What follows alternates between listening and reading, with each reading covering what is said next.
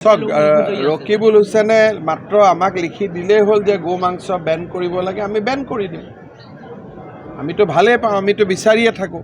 তেওঁলোকেহে বিধানসভাত আপত্তি কৰে। গতিকে এতিয়া যদি ৰকিবুল হুছেইন আৰু ভূপেন বৰাই কৈ দিয়ে যে গো মাংস বিজেপিয়েও খাব নালাগে, এজিপিয়েও খাব নালাগে, কংগ্ৰেছেও খাব নালাগে, তাতকৈ ভাল কাম কি হ'ব পাৰে? আৰু তেনেকুৱা কথা লিখি দিলে কংগ্ৰেছ দলে, তেতিয়াহ'লেতো অহা ইলেকশ্যনত ময়ে মানুহক ক'ম যে কংগ্ৰেছক ভোট দি দিয়ক, হয় নহয়?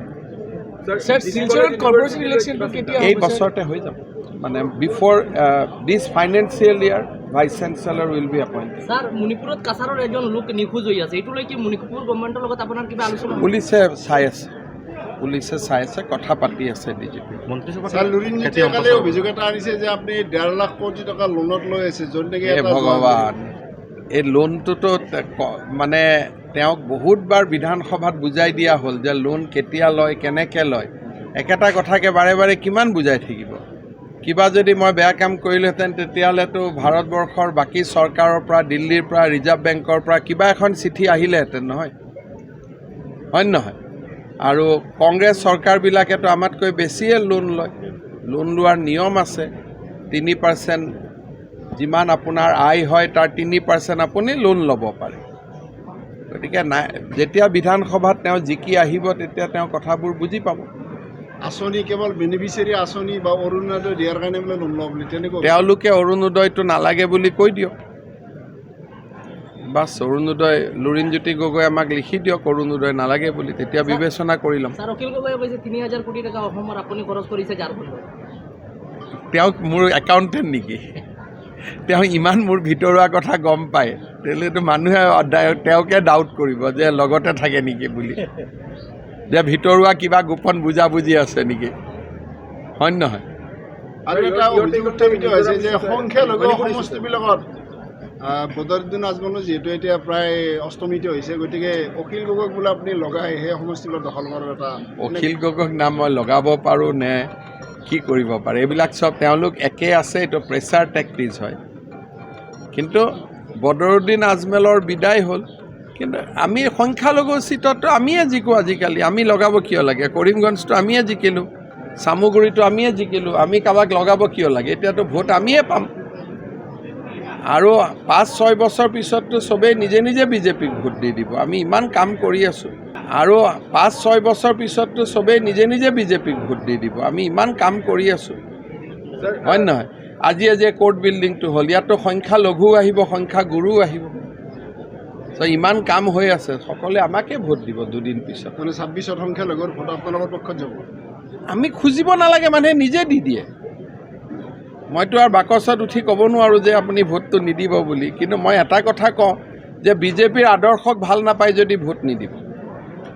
যদি আদৰ্শক ভাল পাই ভোট দিয়ে তেতিয়ানো মই কেনেকৈ মানা কৰিব পাৰোঁ? হ'ব,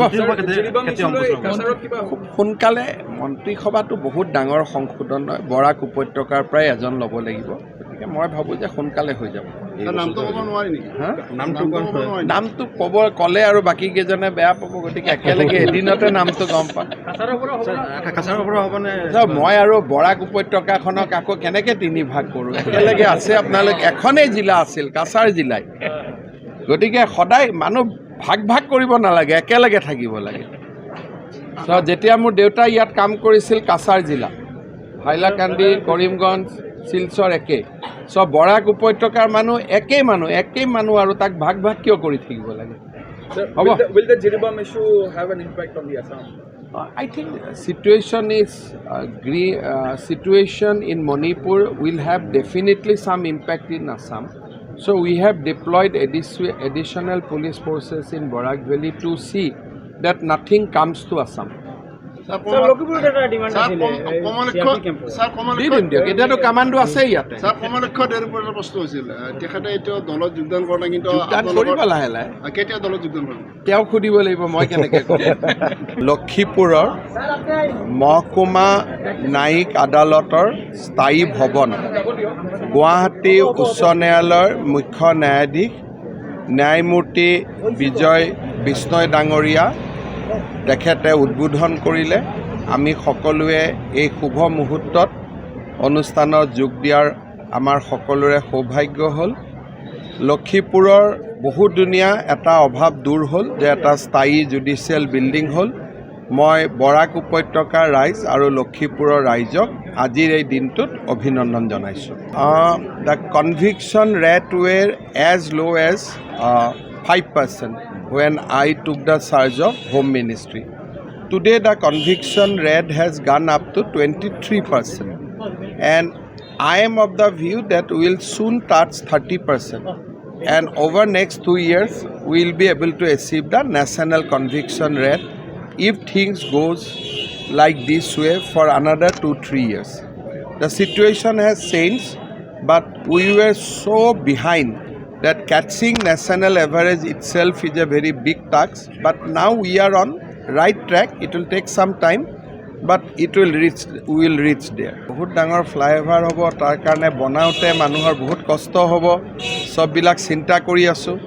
গুৱাহাটীত ফ্লাইঅভাৰ বনালে বনোৱাৰ সময়ত মানুহে বহুত গালি পাৰে যেতিয়ালৈকে কমপ্লিট হৈ নাযায়, আৰু শিলচৰত যিখন ফ্লাইঅভাৰ যেতিয়া আমি বনাব যাম 3 বছৰ মানুহে গালি দিয়ে থাকিব, গতিকে গালিটো কেতিয়া খাম সেইটো সিদ্ধান্ত লৈ ল'ব লাগিব। ষ্টেটাছটো কি আছে স্যাৰ ফ্লাইঅভাৰৰ ষ্টেটাছ? ফ্লাইঅভাৰ ষ্টেটাছটো ইচ্ছা কৰিলে আজিৰ পৰাই বনাব পাৰোঁ, তেনেকুৱা কোনো কথা নাই, কিন্তু ইলেকশ্যনৰ আগত মানুহৰ গালি খোৱাটো ভাল হ'ব নে বেয়া হ'ব এইটো অলপ চাই লওঁ না। আপুনি বিচৰা বাতৰি পাব কেৱল নিউজ 18 এপত। নিউজ 18 এপ ডাউনলোড কৰিবলৈ স্কেন কৰক এই QR কোড। গুগল প্লে ষ্টৰতো পাব এই নিউজ 18 এপ।